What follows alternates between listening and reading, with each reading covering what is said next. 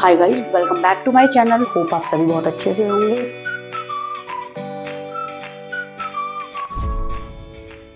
Hi guys, welcome back to the channel. Hope आप सभी बहुत अच्छे से होंगे। बेटा, आज हम नेक्स्ट पार्ट करने वाले हैं प्रिंसिपल ऑफ मैनेजमेंट का, और हम जो पढ़ने जा रहे हैं वो है 14 principal.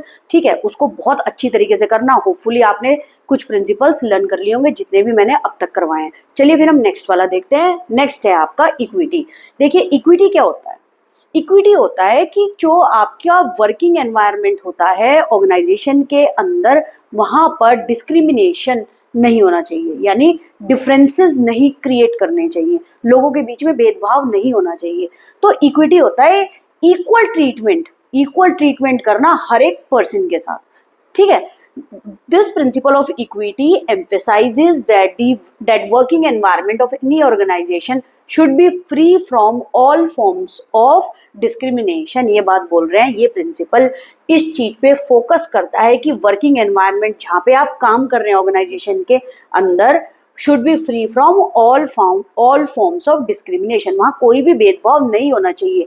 And principle of justice and fair play should be followed, यानी सबके साथ फेयर रहना चाहिए। ठीक है, जस्टिस करना चाहिए सबके साथ और फेयर रहना चाहिए, किसी के साथ भी भेदभाव नहीं करना चाहिए। तो employees can be made to put in their best only when they are given kind, fair and justice treatment. ये बेटा जस्टिस है, याद रखना, ये है आपका justice treatment. Employees can be made to put in their best only, employees सबसे अच्छा काम और अपना बेस्ट तभी ऑर्गेनाइजेशन के अंदर देंगे when they are given kind, fair and justice treatment. जब आप उनके साथ जस्टिस करोगे, फेयर ट्रीटमेंट रखोगे और उनके साथ दयालु रहोगे, काइंड रहोगे। ठीक है, example, no worker should be unduly favoured और पनिश्ड। कोई भी वर्कर को आप फेवर्ड नहीं करेंगे बिना बात के और ना ही पनिश्ड करेंगे, तभी आपकी ऑर्गेनाइजेशन गोल अच्छी तरह से अचीव होंगे ऑर्गेनाइजेशन के अंदर। Workers performing similar job should be paid the same veg.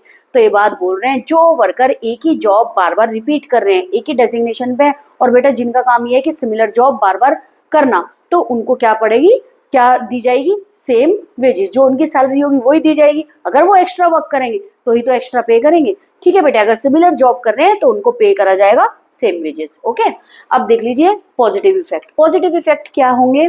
अगर आपकी इक्विटी होगी ऑर्गेनाइजेशन के अंदर, equal treatment to all the workers करेंगे, किसी में भेदभाव ना करें, सबके साथ फेयर ट्रीटमेंट रखें, तो उसमें क्या होगा? Positive effect ensures loyalty of employee. आपको क्या मिलेगी ऑर्गेनाइजेशन के अंदर? लॉयलिटी मिलेगी ऑर्गेनाइजेशन के अंदर। Employees feel satisfied. एम्प्लॉयज को क्या होगा? सेटिस्फाइड, क्योंकि वर्किंग कंडीशन अच्छी होगी, उनके साथ भेदभाव नहीं होगा, इक्वल ट्रीटमेंट करा जाएगा, सबको एक ही नजर से देखना, that is known as equity. तो employees feel satisfied, thus good relation between manager and subordinate exist. इससे क्या होगा? मैनेजर और सबऑर्डिनेट के बीच में, यानी सबऑर्डिनेट कौन होता है? वर्कर्स के बीच में एक अच्छा कनेक्शन बनेगा और ऑर्गेनाइजेशन गोल इजिली अचीव हो पाएंगे। फिर है violating effect, negative effect, dissatisfaction among employees. अगर इक्वल ट्रीटमेंट सारे वर्कर्स के साथ नहीं हुआ, देखिए बेटा, जो ऑर्गेनाइजेशन के अंदर काम कर रहे हैं सभी एम्प्लॉयज, क्या चीज है? एक ही डेजिग्नेशन पे है, वर्कर्स सभी समान है, तो कहने का मतलब है एक ही समान है सारे के सारे, तो उनको क्या करना चाहिए? इक्वल ट्रीटमेंट करना चाहिए, सभी के साथ अच्छे से रहना चाहिए, अच्छा बिहेवियर रखना चाहिए, जस्टिस करना चाहिए। नहीं तो एम्प्लॉयज में क्या आ जाएगा? Dissatisfaction among employees. अगर आप ज्यादा प्रायोरिटी किसी एक पर्सन को दोगे, ज्यादा प्रायोरिटी अगर एक पर्सन को देंगे, एक को कम देंगे, कहने का मतलब वर्कर्स, सपोज करो 10 वर्कर्स हैं, आप 9 वर्कर्स को तो बहुत अच्छी तरह से जस्टिस भी कर रहे हो, फेयर सैलरी भी दे रहे हो, सब कुछ बहुत अच्छे से कर रहे हो, और एक को बिल्कुल अलग रख दिया, तो क्या हो जाएगा? Dissatisfaction among employees. Unhealthy relation between, इससे क्या हो जाएगा? अगर इक्विटी नहीं होगी, अनहेल्दी रिलेशन बनेंगे मैनेजर और सबऑर्डिनेट में, और मैनेजर और सबऑर्डिनेट में अगर अनहेल्दी रिलेशन होंगे तो गोल इजिली अचीव नहीं होगा। ठीक है, इससे क्या होगा? सबऑर्डिनेट और मैनेजर के बीच में एक अच्छे रिलेशन नहीं होंगे, काम टाइमली कंप्लीट नहीं होगा, गोल अचीव नहीं होंगे, तो ये क्या हो जाएगा? ये आपका अनहेल्दी रिलेशन हो जाएगा। चलिए आगे देखते हैं। अब आ गई आपकी केस स्टडी। अब केस स्टडी के अंदर सबसे लास्ट लाइन पढ़ेंगे, identify the principle of Fayol which has not been followed by the managing director. अब इसमें कौन से प्रिंसिपल, जो कि 14 प्रिंसिपल हैं फ्यूल के, हेनरी फ्यूल के, उसमें से ये बात बोल रहे which has not been followed by the MD, जो फॉलो नहीं कर रहे हैं एमडी। देखिए, Rohan and Amit are working in the purchase department. देखिए, सॉरी, रोहन और अमित काम कर रहे हैं purchase department of the company में। Rohan is the brother in law of the managing director. जो रोहन है, याद रखना वो क्या है, ब्रदर इन लॉ है एमडी का, that is managing director of the company. Whereas Amit has been recruited from external sources. बेटा एक्सटर्नल सोर्सेज होते हैं, देखिए रिक्रूटमेंट होता है उसके दो सोर्सेज होते हैं, इंटरनल और एक्सटर्नल। एक्सटर्नल सोर्सेज का मतलब ये है रिक्रूटमेंट जो कि अमित का करा गया है वो थ्रू एडवर्टीजमेंट, न्यूज़पेपर, टेलीविजन, तो वहां से किया गया है, उसको बोलते हैं एक्सटर्नल सोर्सेज, आउटसाइड ऑर्गेनाइजेशन से जिनका रिक्रूटमेंट हो। ठीक है, तो बोल रहे whereas Amit has been recruited from an external sources, they both have been performing below average from the last couple of month. देखिए रोहन और अमित दोनों ही बिलो एवरेज परफॉर्म कर रहे थे ऑर्गेनाइजेशन के अंदर last couple of month. Many people in the organization talk about their lack of responsibility. दोनों के बारे में पूरी ऑर्गेनाइजेशन बात कर रही थी उनकी लैक ऑफ रिस्पॉन्सिबिलिटी के बारे में। When the MD managing director of the company came to know about their irresponsible behaviour, जब एमडी को पता चला दोनों के irresponsible behaviour, he immediately suspended Amit. अब याद रखना अमित को इमीडिएटली सस्पेंड कर दिया गया है, but did not take any action against Rohan. आप बता सकते हो रोहन के अगेंस्ट क्यों एक्शन नहीं लिया गया है? क्यों? Because he is the brother in law of the MD. तो identify the principle of Fayol. अब आप देख रहे हो दोनों के बीच में क्या हुआ, भेदभाव, फेयर नहीं रहा, जस्टिस नहीं किया। अगर दोनों ही काम नहीं कर रहे थे तो दोनों को निकालने का था, लेकिन निकाला किसको बेटा, अमित को। ठीक है, तो इसके अंदर क्या हुआ, इक्वल ट्रीटमेंट तो नहीं हुआ दोनों के साथ, एक के साथ भेदभाव कर दिया गया और एक को निकाल दिया गया। तो आप सीधा बता देंगे इसके अंदर जो फॉलो नहीं किया गया, the principle of Fayol which has not been followed by the managing director in the above case is equity. और अगर बोर्ड एग्जाम में ये केस स्टडी आ जाती है आपके स्कूल के एग्जाम में, तो आपको इक्विटी के बारे में बेटा लिखना है। याद रखना आपसे पूछे या नहीं पूछे, आपको इक्विटी के बारे में लिखना है। ठीक है बेटा, आप सीधा इतना लिख देंगे, this principle of equity emphasizes that working environment of any organization should be free from all forms of discrimination। किसी के साथ भेदभाव नहीं होना चाहिए। and principle of justice and fair play should be followed। इतना आप लिख के छोड़ देंगे, लेकिन लिखना जरूर है। ठीक है बेटा, इसमें आपसे सिर्फ उसने ये बात पूछी है, अगर ये 1 मार्क्स की आई तो ठीक है, आपने 1 मार्क्स में आया तो आपने क्या करा, इक्विटी लिख दिया। लेकिन अगर ये 3 मार्क्स की है या उससे ज्यादा है, आपको इक्विटी को एक्सप्लेन करना है। ये बात आप मेरी याद रखेंगे, आपको एक्सप्लेन करना है इसको। ठीक है बेटा, अब चलिए आगे चलते हैं। अब है आपका scalar chain, the most important. आपको स्केलर चेन को अच्छी तरह से पढ़ना है, ये आपके लिए इंपॉर्टेंट है। ठीक है बेटा, देखिए स्केलर चेन क्या होती है, the formal lines of authority. Authority होती है पावर, और फॉर्मल्स का मतलब होता है रूल्स एंड रेगुलेशन। याद रखना, formal lines of authority from highest to lowest ranks are known as scalar chain. एक formal line of authority, formal का मतलब है रूल्स एंड रेगुलेशन के अंदर जो अथॉरिटी होगी वो टॉप मैनेजमेंट के पास होगी, और वो कहां से जाएगी, आपकी हाईएस्ट टू लोएस्ट रैंक। मैं दिखा भी दूं आपको, हाईएस्ट टू लोएस्ट रैंक, ये टॉप मैनेजमेंट है। अगर ए से बी को बात करनी है तो पहले टॉप मैनेजमेंट से परमिशन लेगा, इसलिए अथॉरिटी कहा है उसने। और अगर बी को सी से बात करनी है, पहले इससे परमिशन फिर इससे परमिशन। ठीक है बेटा, अगर डी को बात करनी, अगर ए को डी से बात करनी है या डी को बात करनी है बी से, तो पहले ये परमिशन लेते हुए आएंगे और हाईएस्ट टू लोएस्ट की तरफ चलेंगे ये परमिशन लेने में। ठीक है बेटा, तो the formal line of authority जो फॉलो करी जाएगी, इस तरह से इसके अंदर बात कर सकता है person. The formal lines of authority from highest to lowest rank are known as scalar chain. According to Fayol, organization should have a chain of authority. देखिए ऑर्गेनाइजेशन के पास चेन ऑफ अथॉरिटी होना चाहिए कि अथॉरिटी में रहकर ही वो बात करे। अगर किसी को किसी से बात करनी है तो पहले वो टॉप लेवल मैनेजमेंट से अथॉरिटी लेगा एंड देन वो बात करेगा। And communication that runs from, और कम्युनिकेशन कहाँ से पहुंचेगी, टॉप टू बॉटम में, जो मैंने बताया परमिशन लेके ही बात करेंगे। And should be followed by all the managers and the subordinate. और क्या कौन फॉलो करेगा, it should be followed by all the managers and all the subordinate. ये सब फॉलो करेंगे, whether it may be a worker, manager. ठीक है बेटा, जो लिखा हुआ है।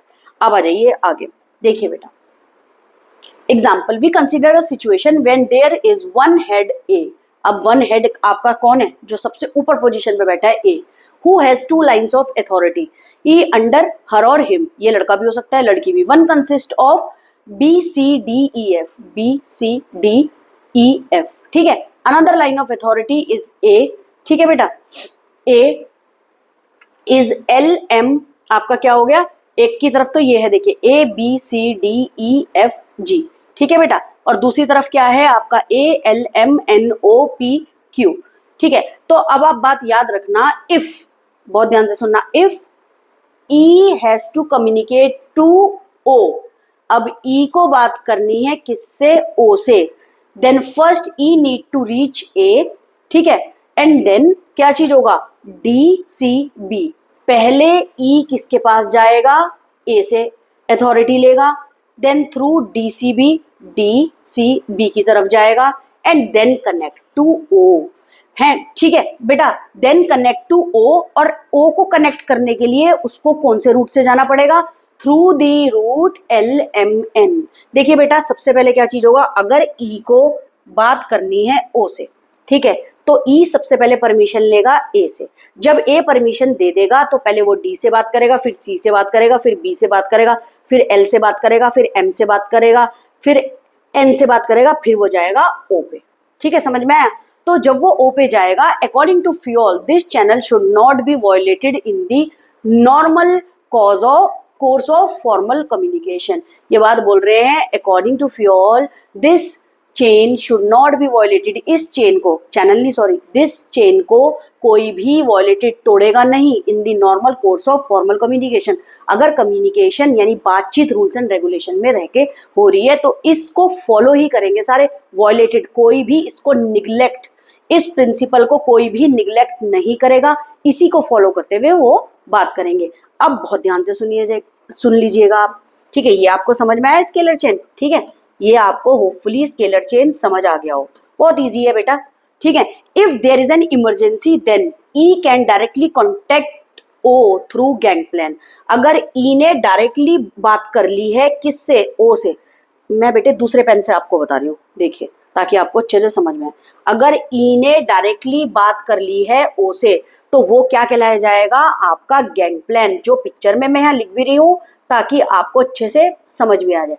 अगर डायरेक्टली बात चलती है E और O की तो वो क्या, कौन सा होगा, आप बताना, गैंग प्लान, ठीक है, as shown in the diagram. If there is an emergency then E can directly contact O through gang plank as shown in the diagram. I hope आपको समझ आ गया। अगर E डायरेक्टली बात करेगा O से तो वो स्केलर चेन नहीं होगी, वो उसको हम क्या बोलेंगे, गैंग प्लान, ओके, वो गैंग प्लान होगा without any emergency, sorry without any delay in work. Emergency के टाइम पर E O से डायरेक्टली कॉन्टेक्ट कर सकता है और उसको हम बोलते हैं क्या चीज, गैंग प्लान। आई होप आपको समझ आ गया हो। चलिए आगे देखते हैं।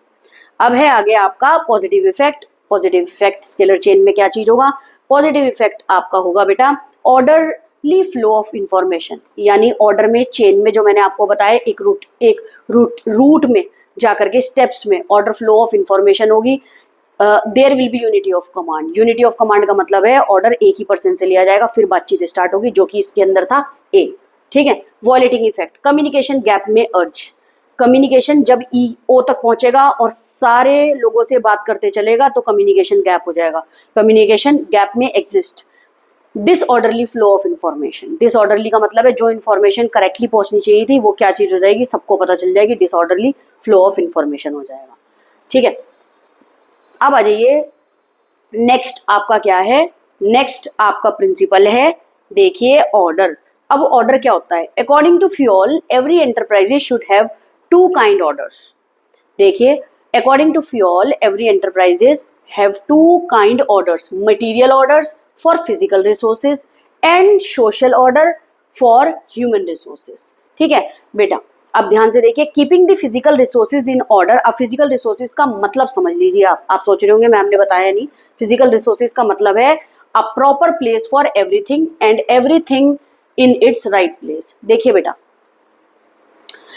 Every keeping the physical resources in order का मतलब क्या है, हर एक चीज को प्लेस करना है आपको properly, a proper place for everything. जो भी आप सामान यूज कर रहे हैं ऑर्गेनाइजेशन के अंदर उसकी एक प्रॉपर प्लेस होनी चाहिए, and in its right place, and everything in its right place होनी चाहिए, और हर एक चीज सही जगह पे होनी चाहिए, याद रखना, ठीक है बेटा। Keeping the physical resources in order means a proper place for everything, एक प्रॉपर जगह होनी चाहिए हर एक सामान की जो ऑर्गेनाइजेशन के अंदर यूज होगा, and everything in its right place, और हर चीज उसकी सही जगह पे होनी चाहिए। Similarly keeping human resources in order, human resources in order का मतलब ये है a place for everyone and everyone in his appointed place. देखिए अ प्लेस फॉर एवरीवन, सबके लिए जगह है ऑर्गेनाइजेशन के अंदर, लेकिन एवरीवन को, जितने भी पर्सन ऑर्गेनाइजेशन के अंदर काम कर रहे हैं, जो उनकी अपॉइंटेड प्लेस है वो वहीं काम करेंगे। फॉर एग्जाम्पल पियोन मैनेजर की जगह काम नहीं कर सकता और मैनेजर पियोन की जगह काम नहीं कर सकता। जो जिस डेजिग्नेशन पे अपॉइंट करा गया है वो उस पे काम करेगा। इससे ऑर्गेनाइजेशन बहुत स्मूथ चलती है और ऑर्डर लेने में भी दिक्कत नहीं होती है, किसका ऑर्डर किसको लेना है, और इससे क्या होगा, ऑर्गेनाइजेशन गोल इजीली, इफेक्टिवली, एफिशिएंटली अचीव हो सकेंगे। ठीक है बेटा, इससे कोई कंफ्यूजन क्रिएट भी नहीं होगी ऑर्गेनाइजेशन के अंदर। Positive effect, complete use of human and non human resources, complete use of human और नॉन ह्यूमन रिसोर्सेज यानी फिजिकल रिसोर्सेज भी अच्छी तरह से यूज होगा। No wastage of time in search of man और मटेरियल, जब सब चीज ह्यूमन रिसोर्सेज भी, मटेरियल भी अपनी प्रॉपर प्लेस पे होगा तो इससे क्या होगा, टाइम वेस्ट नहीं होगा। सबको पता होगा इस जगह पर अगर आपने प्रॉपर प्लेस रखी हुई है उन सामान की और ह्यूमन बीइंग भी अपनी प्रॉपर जगह पे होंगे, डेजिग्नेशन पे होंगे, तो टाइम वेस्ट नहीं होगा, बेटर डिसिप्लिन क्रिएट होगा ऑर्गेनाइजेशन के अंदर। Violating effect, misuse of resources, resources का गलत यूज करा जा सकता है। ठीक है, it may not be easy to contact needed employee, तो जरूरी नहीं है कि आप कॉन्टैक्ट कर सकें जिस एम्प्लॉय की आपको जरूरत है, चाहे आप प्रॉपर प्लेस पे भी बिठा रहे हो। इंक्रीज इन एक्सीडेंट, एक्सीडेंट भी इंक्रीज हो सकते हैं कि आपने हर मशीन को, हो सकता है कि जिस जगह पे नहीं रखनी है वहां पर भी रख दिया गया है, चाहे वो उसको बोल रहे हो कि प्रॉपर प्लेस पे रखा हुआ है। कुछ चीजें ऐसी होती हैं जो हर जगह हम नहीं रख सकते, तो उससे इंक्रीज इन एक्सीडेंट भी हो सकते हैं। ठीक है, अब देख लीजिए case study. Rajiv is a middle level manager, Rajiv कौन सी पोजीशन पे, middle level manager. He keeps all his subordinate under a lot of discipline, वो हर एक सबॉर्डिनेट को डिसिप्लिन में रखता है। His employees however complain of wastage of time and efforts as they feel that nothing is being assigned in a proper way. ये अब आप देख लीजिए, कंप्लेन किस चीज का कर रहा है, वेस्टेज ऑफ टाइम का और एफर्ट्स का, एज दे फील कि nothing is being assigned in an proper way, proper way में कोई भी चीज नहीं रखी हुई है, एंड अ प्रॉपर प्लेस। समझ गए, प्रॉपर वे में कोई चीज नहीं है, प्रॉपर प्लेस पे नहीं है। Also no proper schedule is made for working, human being के लिए, कोई भी स्टाफ के लिए, वर्कर के लिए कोई प्रॉपर स्केड्यूल नहीं बना हुआ है काम करने का। Which principle of management is violated here, आराम से बता दीजिएंगे आप लोग क्या है, ऑर्डर। ठीक है, the principle of management which is violated here is order. Fioll's principle of order says that everything has a place and everything should be at its place. देखिए हर जगह, हर चीज की एक जगह होती है, ठीक है, और everything should be at its place, और हर चीज अपनी प्रॉपर प्लेस पे होनी चाहिए, whether it may be a physical resources और ह्यूमन बीइंग। ठीक है बेटा, नेक्स्ट पे आइए। देखिए बेटा, अब है आपकी, नेक्स्ट है आपकी stability of tenure of personnel. Personnel होता है आपके स्टाफ और वर्कर जो काम करते हैं ऑर्गेनाइजेशन के अंदर, या फिर एम्प्लॉयज। ठीक है, वर्कर्स भी बोल सकते हैं इसको। ठीक है, और ये पढ़ेंगे हम अपनी नेक्स्ट वीडियो में। सब्सक्राइब करना मत भूलना, बेल आइकन बटन दबाना मत भूलना, ताकि इंपॉर्टेंट नोटिफिकेशन मिलते रहें, और अपनी फ्रेंड्स को जरूर बताइएगा। Thank you so much.